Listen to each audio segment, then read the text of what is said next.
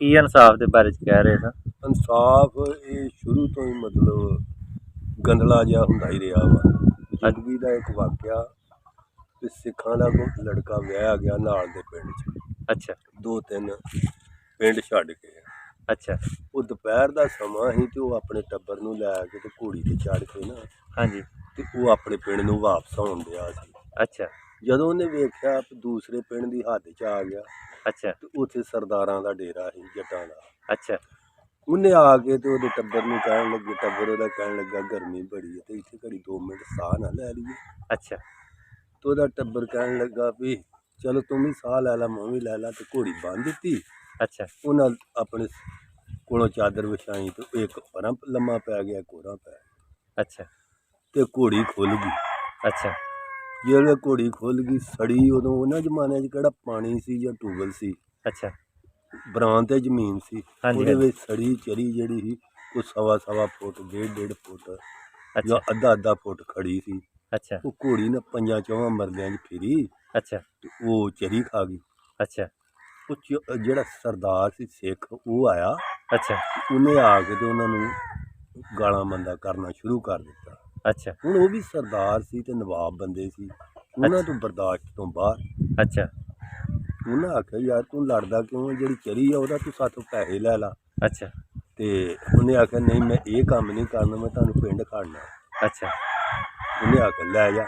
ਅੱਛਾ ਉਹ ਉਹਨਾਂ ਨੂੰ ਦੋਵਾਂ ਜੀਆਂ ਨੂੰ ਫੜ ਕੇ ਤੇ ਪਿੰਡ ਲੈ ਗਿਆ। ਅੱਛਾ ਉੱਥੇ ਜਿਹੜਾ ਲੰਬੜਦਾਰ ਤੇ ਚੌਧਰੀ ਸੀ ਨਾ ਪਿੰਡ ਦੇ, ਜਿਸ ਤਰ੍ਹਾਂ ਸਾਡੇ ਮੁਲਕ 'ਚ ਹੁਣ ਇਨਸਾਫ ਹੋਣ ਡਿਆ, ਹਾਂਜੀ ਹਾਂਜੀ ਇਸੇ ਤਰ੍ਹਾਂ ਲੱਗਦੀ ਕਹਾਣੀ ਇਸੇ ਤਰ੍ਹਾਂ ਦੀ।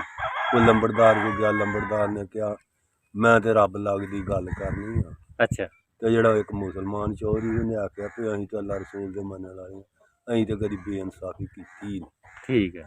ਉਹਨਾਂ ਦਾ ਇਹੋ ਮੌਕਫ ਸੁਣ ਕੇ ਤੇ ਉਹ ਜਿਹੜਾ ਬੰਦਾ ਨਾ ਸਰਦਾਰ, ਅੱਛਾ ਉਹਨੇ ਆਖਿਆ ਯਾਰ ਇਹ ਤੇ ਬੜੇ ਸਾਹਿਬ ਨਸੀਬ ਤੇ ਬੜੇ ਅੱਲਾ ਦੇ ਮੰਨਣ ਵਾਲੇ ਆ, ਅੱਛਾ ਮੈਂ ਇਹਨਾਂ 'ਤੇ ਹਰ ਚੀਜ਼ ਜਿਹੜੀ ਉਹ ਇਹਨਾਂ 'ਤੇ ਨਾ ਸੁੱਟ ਦੇਵਾਂ ਵੀ ਇਹੋ ਮੇਰਾ ਇਨਸਾਫ ਕਰਦੇ। ਅੱਛਾ ਲੇਕਿਨ ਉਹ ਇਨਸਾਫ ਤੇ ਕਰਨ ਵਾਲੇ ਪੋਜੀਸ਼ਨ 'ਚ ਨਹੀਂ ਸੀ।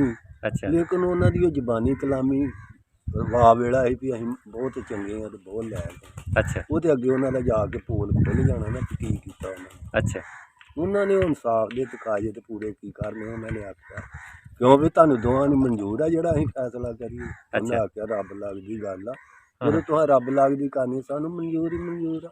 ਅੱਛਾ ਉਹਨਾਂ ਨੇ ਕੁਛ ਅਰਸਾ ਸੋਚਿਆ, ਸੋਚਣ ਤੋਂ ਬਾਅਦ ਕਿਹਾ, ਉਹਨਾਂ ਆਖਿਆ ਜਿਹੜਾ ਤੂੰ ਜੱਟ ਨੂੰ ਮਾਰਿਆ ਨਾ ਹਾਂਜੀ ਉਹਦੇ 'ਚ ਤੇਰੀ ਘੋੜੀ ਗਈ, ਅੱਛਾ ਤੇ ਜਿਹੜੀ ਚਰੀ ਖਾਧੀ ਆ ਹਾਂ ਉਹਦੇ 'ਚ ਤੇਰੀ ਬੁੱਢੀ ਗਈ। ਅੱਛਾ ਰਹਿਣ ਤੇ ਕੱਖ ਵੀ ਨਾ ਦਿੱਤਾ। ਹਾਂਜੀ ਹਾਂਜੀ ਉਹ ਬੰਦਾ ਆਖਣ ਲੱਗਾ ਮੈਂ ਹੁਣ ਪਿੰਡ ਜਾ ਕੇ ਤੇ ਭੂਆ ਨੂੰ ਕੀ ਦੱਸਣਾ ਤੇ ਮਾਂ ਪਿਓ ਨੂੰ ਕੀ ਦੱਸਣਾ, ਅੱਛਾ ਤੇ ਲੁੱਟਿਆ ਤੇ ਮੈਂ ਇੱਥੇ ਹੀ ਗਿਆ। ਹਾਂ ਹਾਂ ਇੱਕ ਤਜਾਰਤ ਦਾ ਦੁਨੀਆ ਤੇ ਅਸੂਲ ਆ ਹਾਂਜੀ ਕਿ ਜਿੱਥੋਂ ਤੁਹਾਂ ਗਵਾਇਆ ਉੱਥੋਂ ਹੀ ਤੁਹਾਨੂੰ ਲੱਭਣਾ। ਸਹੀ ਇਹ ਪੁਰਾਣੇ ਜਿਹੜੇ ਖੱਤਰੀ ਆ ਉਹਨਾਂ ਦਾ ਵੀ ਕੌਲ ਆ ਤੇ ਮੁਸਲਮਾਨਾਂ ਦਾ ਵੀ ਕੌਲ ਆ ਅੱਛਾ ਕਿ ਜਿੱਥੋਂ ਬੰਦਾ ਉਜੜੇ ਉੱਥੋਂ ਹੀ ਆਬਾਦ ਹੁੰਦਾ। ਅੱਛਾ ਉਹ ਇਸ ਅਸੂਲ ਦੇ ਤਹਿਤ ਨਾ ਉਸੇ ਪਿੰਡ 'ਚ ਚੋਰੀ ਦੀ ਵੇਲਣ ਲੱਗ ਪਿਆ। ਅੱਛਾ ਰਹਿੰਦਿਆਂ ਉੱਧਰੋਂ ਗਰਮੀਆਂ ਸੀ ਉਹ ਲੰਘੀਆਂ ਤੇ ਸੁੱਕ ਆ ਗਿਆ, ਹਾਂਜੀ ਕਣਕ ਦੀ ਬਿਜਾਈ ਸ਼ੁਰੂ ਹੋ ਗਈ। ਅੱਛਾ ਉਹ ਕਣਕ ਬਿਜਾਈ ਤੋਂ ਫਿਰ ਵਾਢੀਆਂ 'ਚ ਆ ਗਈ। ਅੱਛਾ ਉਹ ਚੌਧਰੀ ਉਹਨੇ ਚਿੱਟੇ ਲੀੜੇ ਪਾ ਛੱਡੇ ਨੇ ਸਿੱਖ ਨੇ, ਅੱਛਾ ਤੇ ਮਲਿਆਂ ਦੇ ਦੁਆਲੇ ਪਿਆਂ ਦੇ ਤੇ ਪੈਲੀਆਂ 'ਚੋਂ ਮੋਟੇ ਮੋਟੇ ਚਿੱਟੇ ਚੁਗਦੇ ਰਹਿਣਾ ਅੱਛਾ ਤੇ ਲਿਆ ਕੇ ਤੇ ਉਹਨਾਂ ਦੀ ਝੋਲੀ ਭਰ ਕੇ ਤੇ ਇੱਕ ਥਾਂ ਰੱਖ ਲੈਣੀ ਤੇ ਝੋਲੀ ਭਰ ਕੇ ਤੇ ਹੱਥਾਂ ਨਾਲ ਜਾਂ ਡੰਡਿਆਂ ਨਾਲ ਕੁੱਟ ਕੇ ਨਾ ਹਾਂਜੀ ਤੇ ਕੁੱਜਿਆਂ ਦੇ ਵਿੱਚ ਪਾਈ ਜਾਣੀ ਅੱਛਾ ਉਹ ਕਣਕ।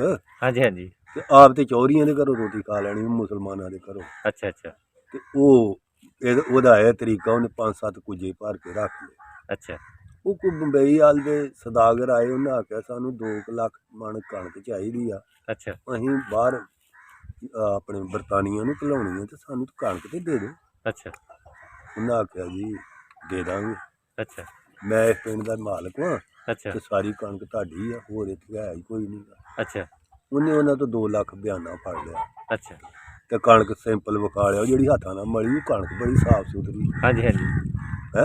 ਹਾਂਜੀ ਉਹ ਤੇ ਧੋਖਾ ਦੇਵੇ ਵੀ ਇਹ ਤੇ ਹੈ ਹੀ ਇਸ ਤਰ੍ਹਾਂ ਦੀ ਕਣਕ ਆ ਵੀ ਇਹਦੀ ਵਰਗੀ ਰੂਹੇ ਜ਼ਮੀਨ ਤੇ ਕਣਕ ਹਾਂਜੀ ਹੱਥਾਂ ਨਾਲ ਵੀ ਕੱਢੀ।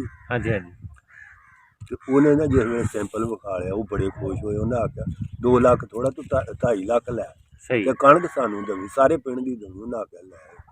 ਠੀਕ ਉਹ ਜਦੋਂ ਮੋਹਲਤ ਪੁੱਗੀ ਆੜ ਦੇ ਵਿੱਚ, ਆੜ ਸਾਉਣ ਦੇ ਲਾਗੇ ਜੇ ਜਾ ਕੇ ਖਚਰਾਂ ਘੋੜੇ ਊਠ ਹਾਂ ਹਾਂ ਉਦੋਂ ਕਿਹੜੀ ਟਰੱਕਾਂ ਲਾਰੀਆਂ ਦਾ ਰਿਵਾਜ ਸੀਗਾ। ਹਾਂਜੀ ਹਾਂਜੀ ਇਹ ਟਰਾਂਸਪੋਰਟ ਤੁਰੀ ਆਵੇ ਅੱਛਾ ਤੇ ਤੋੜ ਪਿੰਡ ਤੱਕ ਦਗੜ ਦਗੜ ਹੁੰਦੀ ਆਵੇ। ਅੱਛਾ ਪਿੰਡ ਸਾਰਾ ਨਿਕਲ ਕੇ ਖਲੋ ਗਿਆ ਕਿ ਗੱਲ ਕੀ ਹੋਈ। ਉਹਨਾਂ ਆਖਿਆ ਵੀ ਅਸੀਂ ਕਣਕ ਲੈਣ ਆਏ, ਇਹ ਪਿੰਡ ਦਾ ਮਾਲਕ ਫਲਾਣਾ ਜੱਟ ਵਾ ਅੱਛਾ ਤੇ ਉਹਦਾ ਹੀ ਇਹ ਸਾਰਾ ਪਿੰਡ ਵਾ। ਅੱਛਾ ਉਹਨੇ ਆਖਿਆ ਵੀ ਉਹਨੇ ਕਿਹਾ ਵੀ ਮੇਰੇ ਕੋਲ ਇਹ ਕਣਕ ਜਿਹੜੀ ਤੋਂ 2-2.5 ਲੱਖ ਦੀ ਮੇਰੇ ਕੋਲ ਹੀ ਲੈਣੀ ਹੈ ਅੱਛਾ ਤੇ ਬਿਆਨਾ ਅਸੀਂ ਦੇ ਦਿੱਤਾ 2.5 ਲੱਖ ਤੇ ਹੋਰ ਅੱਛਾ। ਜਿਹੜੀ 10-20 ਲੱਖ ਦੀ ਹੈ ਉਹ ਵੀ ਮੇਰੇ ਕੋਲ ਹੀ ਲੈਣੀ, ਅੱਛਾ ਮੈਂ ਇੰਗਲੈਂਡ ਘਲਾਉਣੀ ਹੈ। ਉਹਨਾਂ ਅੱਛਾ। ਆਖਿਆ ਠੀਕ ਆ ਅੱਛਾ ਤੇ ਬਾਹਰ ਦੇ ਮੁਲਕ ਦਾ ਸੁਦਾਗਰ ਆ ਤੇ ਖਰਿਆ ਇਹਨੂੰ ਕਿੰਨੀ ਕੁ ਲੋੜ ਆ। ਹਾਂ ਹਾਂ ਉਹਨਾਂ ਕੀ ਕੀਤਾ ਵੀ ਉਹ ਕਣਕ ਜਿਹੜੀ ਆ ਨਾ ਹਾਂਜੀ ਉਹਨੂੰ ਉਹ ਕੁੱਜਾ ਕੱਢ ਲਿਆ। ਅੱਛਾ ਉਹਨਾਂ ਛਾਬਾ ਕੱਢਿਆ, ਉਹ ਤੱਕੜੀਆਂ ਨਾਲ ਤੋਲਦੇ ਹੁੰਦੇ, ਆਹੋ ਉਹ ਤੱਕੜੀਆਂ ਨਾਲ ਤੋਲਣ ਵਾਲਾ ਛਾਬਾ ਕੱਢਿਆ। ਅੱਛਾ ਉਹਨੇ ਕਰਕੇ ਛਾਬਾ ਮੂਦਾ ਉਹਨੇ ਆਖਿਆ ਜੋਖ ਹੋ ਜੀ ਤੇ ਉਧਰ ਪਾ ਲਾ ਉਹ ਕੀ ਵਟਾ। ਅੱਛਾ ਉਹਨੇ ਆਖਿਆ ਜੋਖ ਹੋ। ਅੱਛਾ ਉਹਨੇ ਆਖਿਆ ਯਾਰ ਹਾਂ ਤੇ ਤੇਰੇ ਨਾਲ ਸਿੱਧੇ ਛਾਬੇ ਕੀਤੀ ਆ ਅੱਛਾ ਤੇ ਤੂੰ ਸਾਨੂੰ ਪੁੱਠੇ ਛਾਬੇ ਦੇਣ ਡਿਆ।